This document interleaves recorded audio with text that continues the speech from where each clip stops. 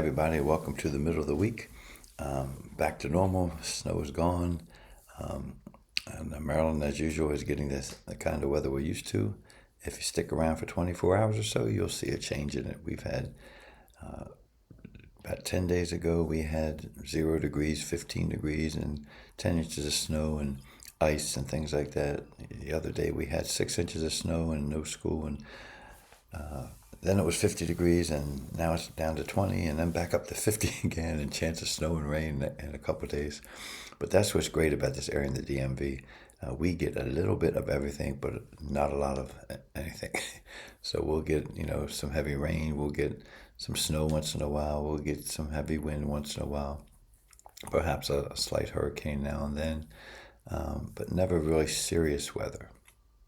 And that's the joy of it. We have rivers, we have lakes, we have oceans, we have mountains, we have everything in Maryland. So if you're not from Maryland, come and see us, come spend some time with us. In the meantime, it's going to continue with our Lenten study. I want to read from Matthew 7 as we're going through the book of Matthew. And this is some little controversial lessons from Jesus here. Judge not that you should not be judged, reading from Matthew 7, verse 1. For with judgment you pronounce, you will be judged, and with the measure you use it will be measured to you. Why do you see the speck in your brother's eye, but yet do not notice that log in your own eye? Or how can you say to your brother, let me take that speck out of your eye, when there is a log in your own eye? You hypocrite, first take the log out of your own eye, then you will see clearly to take the speck out of your brother's eye. So that's not saying we don't judge one another as believers. We're not to judge the sinful world because they don't know Christ. They don't know those guidelines. We're to witness to them and gently bring them to Christ in love and allow them to accept Him as their Lord and Savior and be forgiven eternally.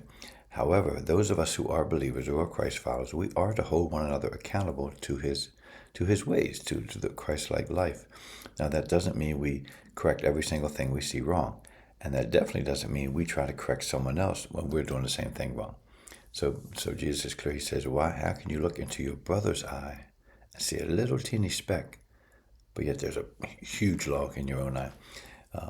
I'm doing something terribly wrong, and I'm going to look at somebody else for complaining too much or something like that. So we need to be very careful because God will judge us how we judge other people.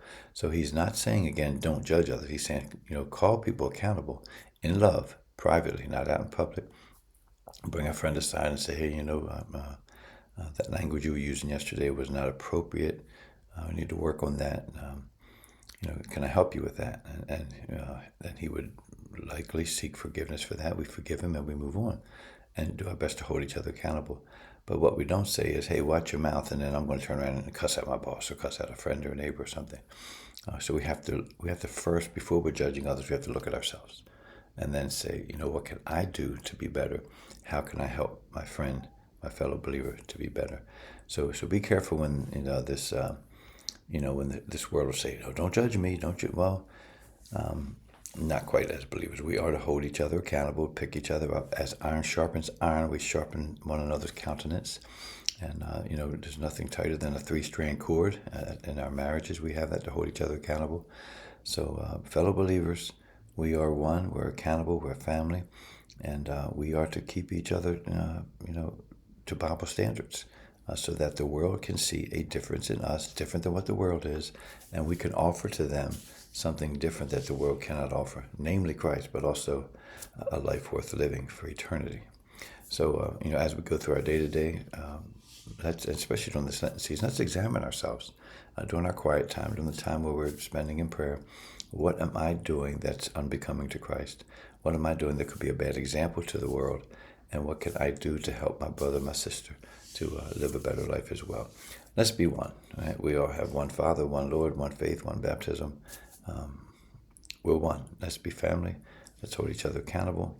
And let's do it all in love. God bless you all. Have a great day.